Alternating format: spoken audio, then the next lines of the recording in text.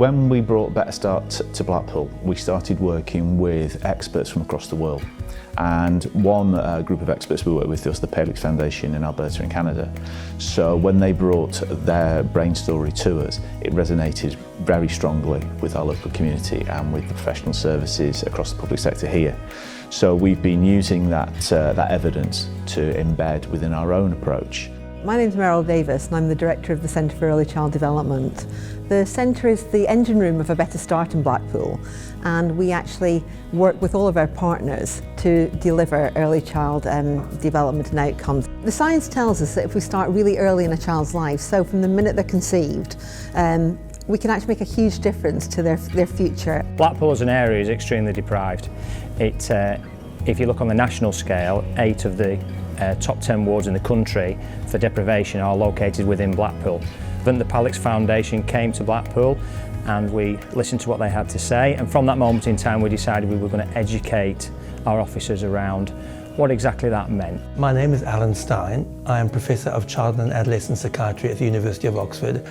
Much of my work revolves around the early years and early years development, and all of that has been beautifully conceptualized within the brain story in a very elegant way, but taking key core scientific concepts and developing it for the implementation throughout the community in a way that is easily understandable by people. So we use the brain architecture game as a metaphor to explain the difficult scientific messages about brain development. We liken building brains and developing children's brains to how we build a house, and we use metaphors such as building houses, serve and return, air traffic control, resilience scale, in order to get those quite difficult scientific messages across to the community in a way that they will understand. So my name's Darren Johnson and I'm a father of an 8-month little girl who arrived in February. I've came today with my daughter to experience the brain game. I have learnt a lot from today, which I will take home with me. You know, from some of the stuff we've learned about how important it is to have the support and structure early on in our child's lives, and how that can be instrumental as the child gets older. The more support they have, the longer, stronger of that support they've got throughout within the community and the parents as a whole, the better start they have. Feedback overall was how important it was that we all take responsibility for building children's brains. It's not just mum and dad, it's the wider community, and we've all got a role in doing that.